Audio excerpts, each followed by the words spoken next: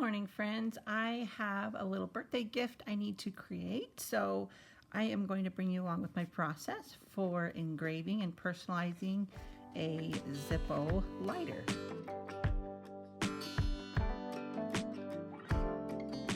All right, so here we have the lighter. I'm going to go ahead and peel the tag off.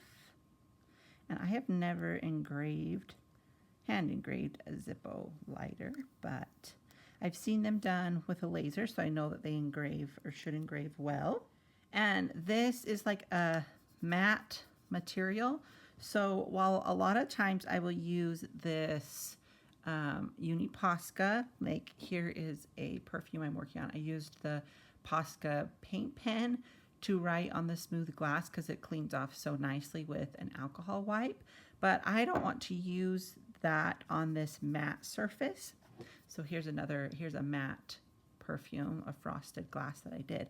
And what I'm going to use is the Stabilo pencil, which I have linked in our engraving download. And it comes off easier on the matte surfaces. So I still go really lightly. This is my Westcott ruler that I like to use. And what I need to put on here is the name Riley. So I'm trying to decide, what if we went like at a diagonal?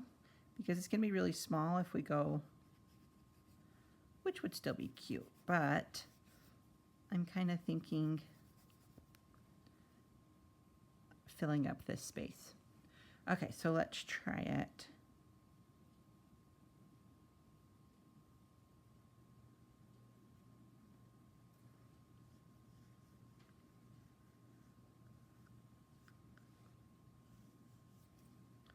I think it's going to fit nice like that. And then it's pretty small. I thought about adding some florals, but since she has this pretty Y in her name, I think we might just do flourishes to balance it out, which would be really cute. Yeah, I like that. And then on the back, we might do the same.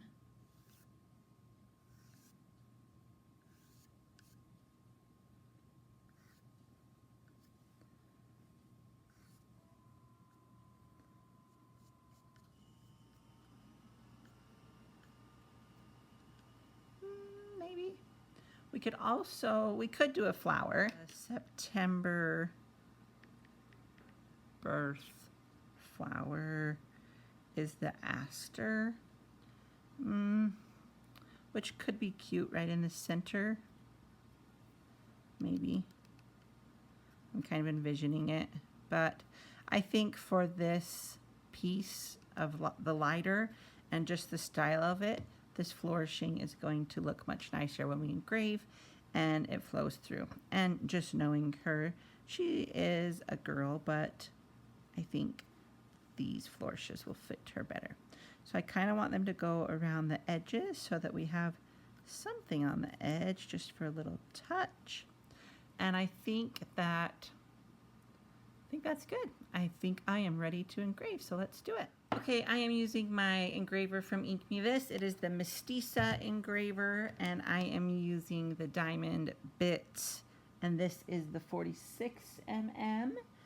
It's my favorite size to use. There is a larger 30 size that you can order. Well, there's lots of sizes, but what I typically use is the 30 mm, which is the bigger ball, the 46, which is this one, or the 48 for really small items. So if you haven't engraved before, you will just put your engraving burr. This is a collet, so it adapts the right size shank. You'll put your engraving burr in and lock it. Now, if I'm engraving glass, I typically go up to 35,000 RPM. So there it is on. You can hear it. For metal, I usually start around 20 is a good number, good speed, because it's pretty soft. And I also don't always replace with a brand new burr when I'm doing metal. An old burr works just as well, especially for this coated metal, because it's just going to scratch off the black powder coating. So really, I keep my old burrs for these type of projects. This one, I know that I did 2 or 3 perfumes with it last night, so it's already fairly worn down. It's not brand new, so I'm going to use this older burr. I'm going to go at a 20 speed, and I'm going to put my safety glasses on, and then we are ready to go. So I like to hold, this is how I hold it, just because it's a little more, I've got a little better grip on it. I like to use the pillow so I can rest my hand and the item and it doesn't shift around, and it also doesn't get scratched. And then you're just going to touch it like you would a pen. I don't hold it upright necessarily like a pen. It's more at an angle for me. That's what works for me.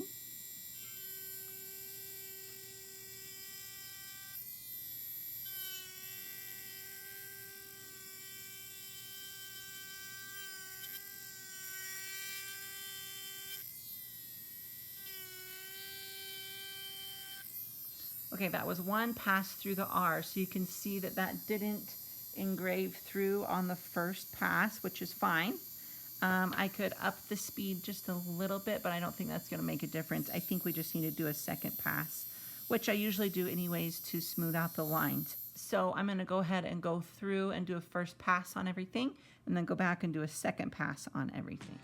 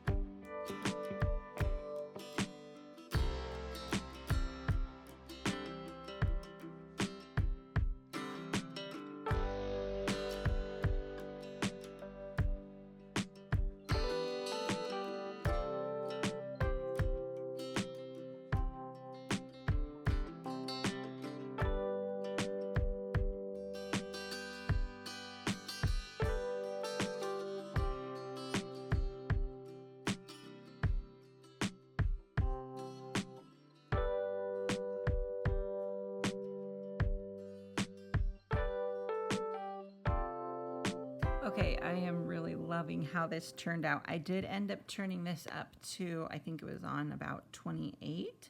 When I pushed pause, it bumped it up higher. So I did bump it up a little bit because the powder coating was really thick. So I always have these alcohol wipes handy. I'm just going to clean it up, get the pencil lines off, and see if there's any lines I can smooth up. But I think this is a really cool personalized gift, and and this, it actually ends up being like gold shining through. I didn't realize that. I thought it'd be silver. So this is really, really cool.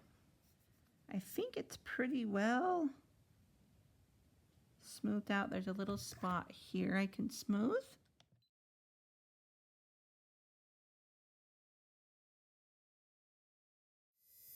I think I'm going to bring this one around since those two flourishes end the same way. I'm going to curve this one a little more. Okay, I think that's just how I want it, and it's going to be going right back in the package. Then we can wrap it up, and just like that, we have a really fun, unique gift that she's definitely not going to get the same of, right? So I will link my engraving guide below. You guys have been loving it. If you haven't seen it before, I'll link it, and you can see all the supplies I use and recommend, and you can begin creating your own gifts like this. Thanks, guys. Happy writing. I will catch you in the next one.